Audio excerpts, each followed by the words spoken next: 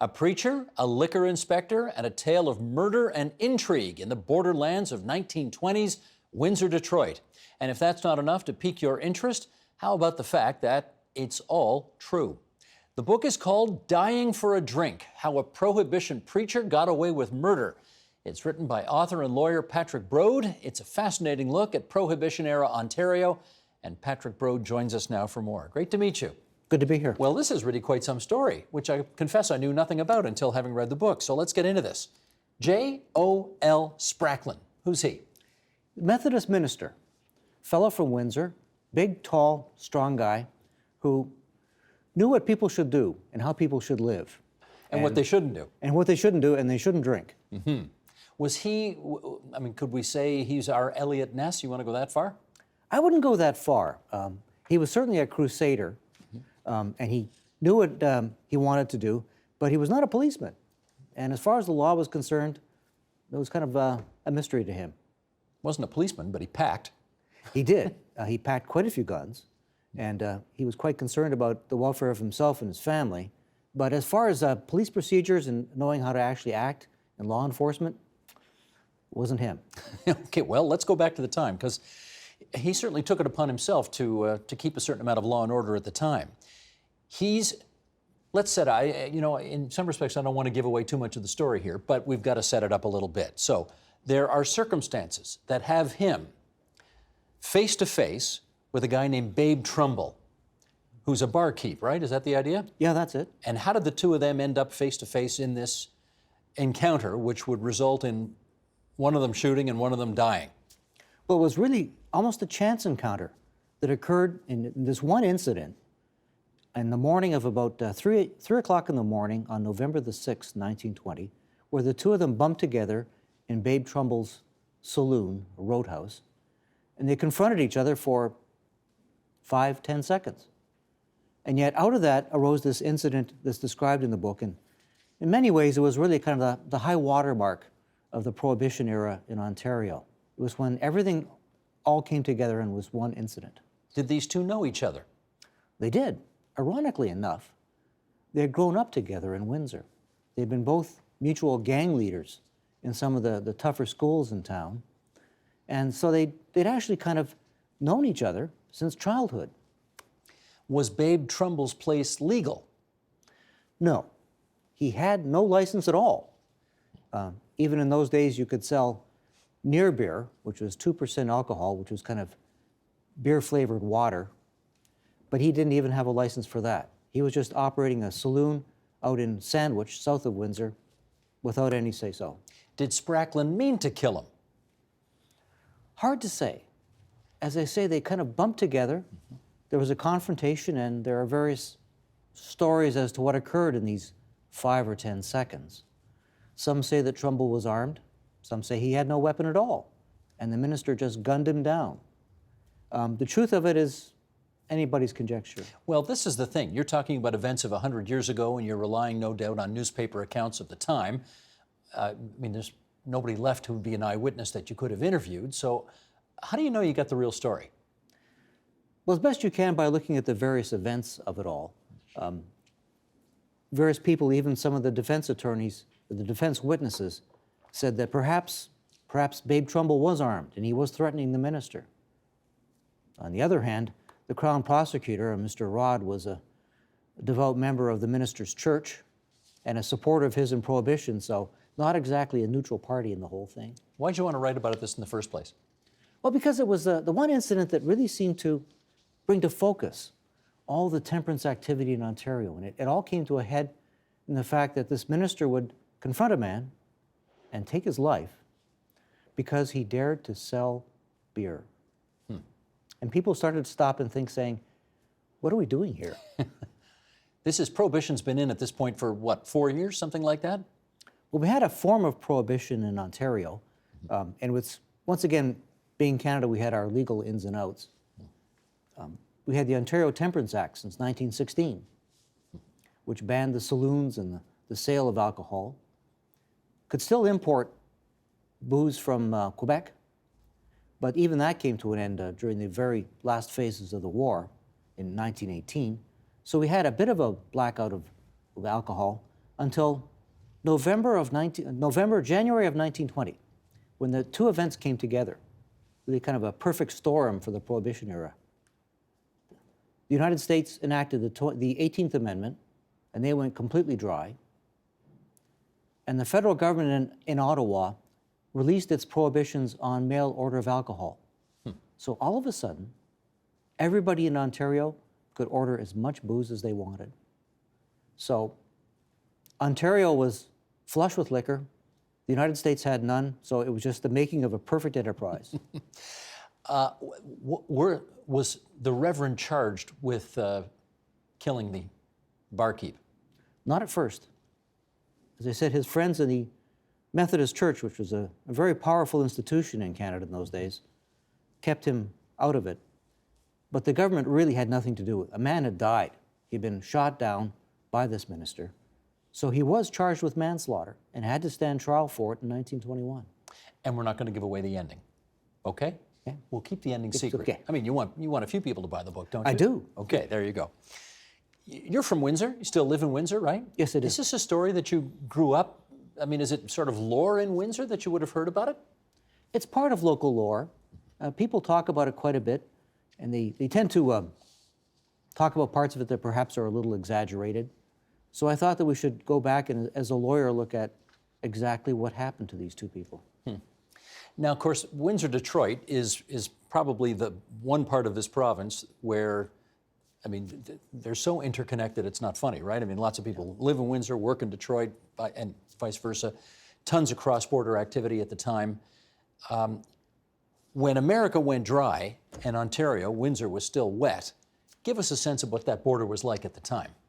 Well, you're right. It was really more like one region. It was almost neither totally Canadian or totally American. And people in Detroit wanted to drink. It was a real, mostly very heavily German city. And people would not give up their beer. And once the 18th Amendment came in, they said, well, where are we going to get it?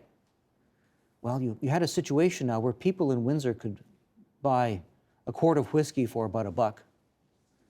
And in Detroit, you could sell it for $10. So it's 5 minutes away by a ferry. So there's so much money to be made.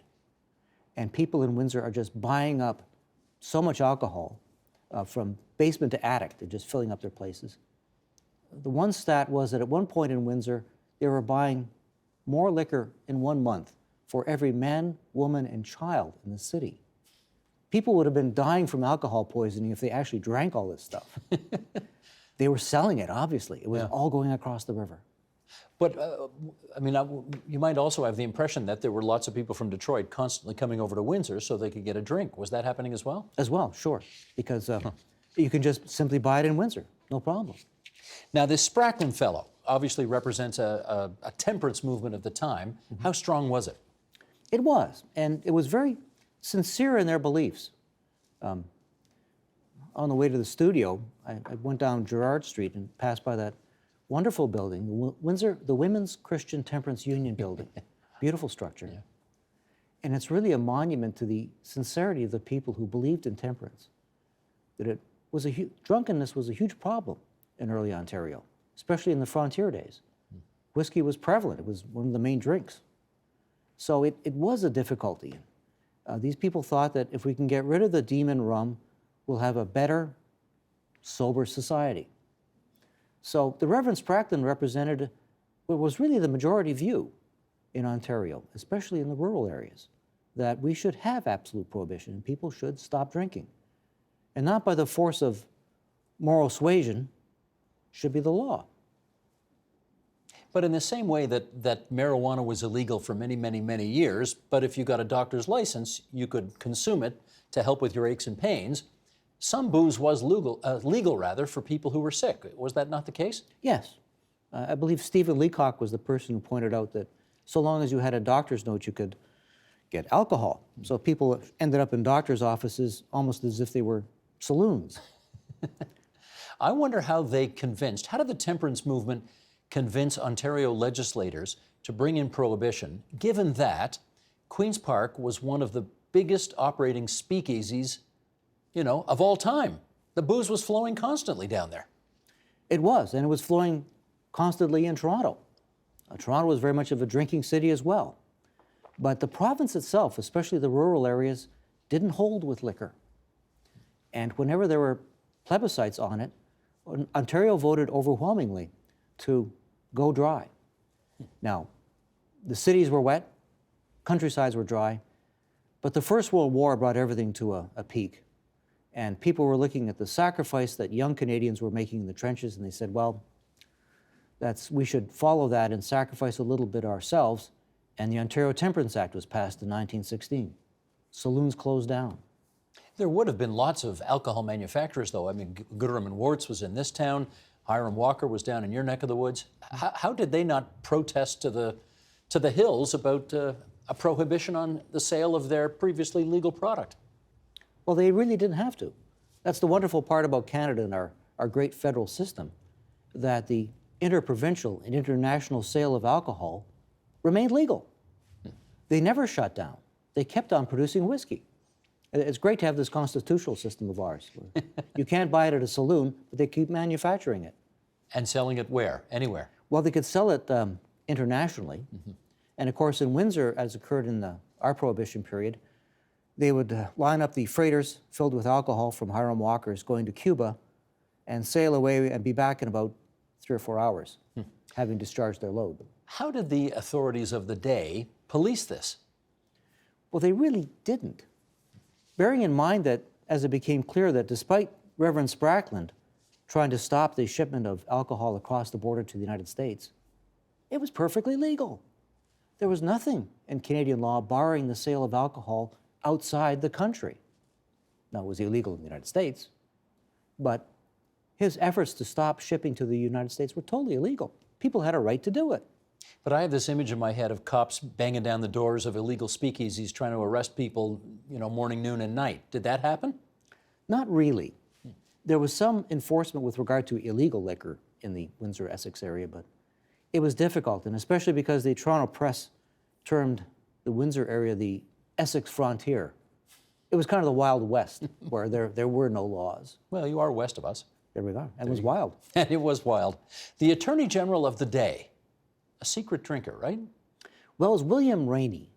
And at the time, he was a very devout temperance guy. We should stop all drinking. And he was one of the ones who appointed Spracklin to this position, to which he was ill-equipped.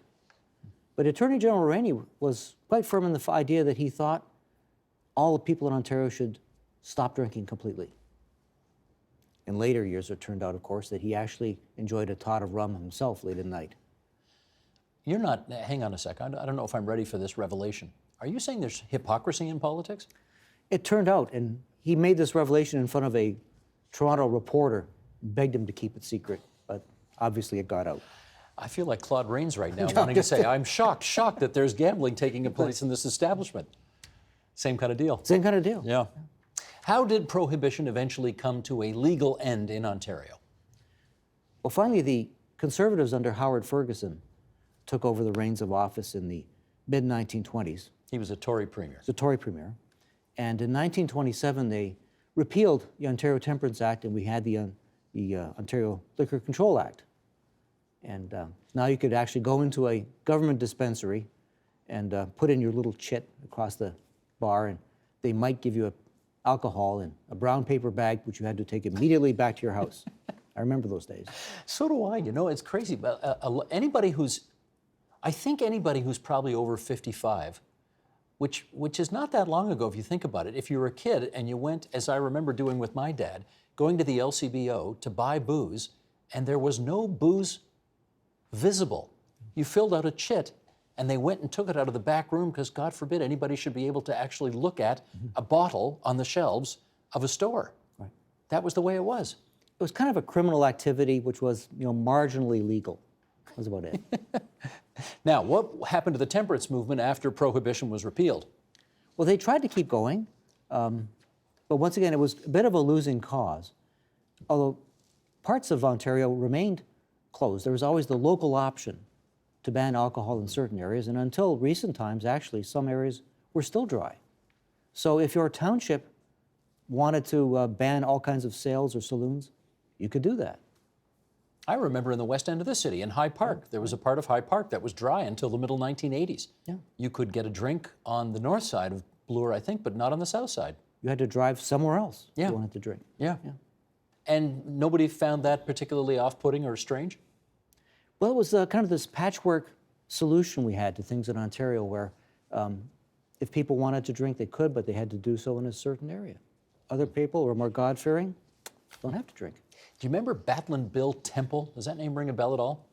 Bill Temple ran against George Drew in High Park in 1940, I think 5 or 8. No, maybe probably 48, and beat him. He beat the premier of the day, and he ran on an anti-booze platform, a temperance platform. Right. So it goes to show you, it was a very strong movement for quite a period of time. It was, but I was reading further in this that there was a moderator of the United Church of Canada after World War II who was still looking for total prohibition. And people in his own church had said that, most Methodists are still social drinkers by that point. So it's kind of a losing cause. Did prohibition, I mean, you're a lawyer, right? Prohibition make any legal sense to you at all? Well, it did in the context of the time when people thought of alcohol as a significant social problem. It's really amazing that the war against the liquor interests, as they were called, was such a pervasive political issue in Ontario for decades after decades. It's difficult to look back at it in retrospect and say that controlling alcohol was the main thing the provincial government dealt with year after year. In the context of its time, it was certainly important. To us, it seems kind of strange that people were so preoccupied with other people drinking alcohol, but that's the way it was back then. And once they set up the LCBO, like running an LCBO outlet was a big patronage job for governments to dispense, right? I mean, right. That's how you rewarded your supporters. You let them run an LCBO outlet. Well, what was the story about some young fellow going in there and asking what experience he had in the business? He said, "Well, I don't have any, but I'm a good liberal or Tory or whatever." Whatever. Yeah, and that's the way it worked. Yeah. Now, in some respects, we haven't come that. I mean, let me take a step back. In some respects, we've come a long way from that, right? We've got a budget that was just unveiled by the province where we're soon going to be able to buy alcohol at 9 o'clock in the morning. That's a pretty big change. On the other hand, we still go into LCBO outlets, and you cannot buy. I mean, you almost can't buy liquor anywhere else other than from the LCBO in the province of Ontario, and this is almost 100 years after the establishment of the LCBO. You find anything odd about that?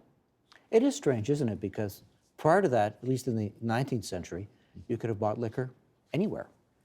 It was a sale in grocery stores back then, and 100 years later, it's not available in grocery stores. So it's getting that way now. It's getting that way. Yeah. David Peterson promised it, I think, about 34 years ago in an election, and Kathleen Wynne finally did it, and now Doug Ford's going to legalize it, or liberalize it, I should say, even more. It's back to the future. Yeah. Back to the future. Do you have a particular view as to the further liberalization of the sale of alcohol in the province? I don't. I mean, once again, I've looked at it from a historical perspective, and it's really what the people want at any given point. And where do they want it? Rural areas didn't want it, and urban areas do. Do you think we still have that split in Ontario today, our attitude to booze between rural and urban?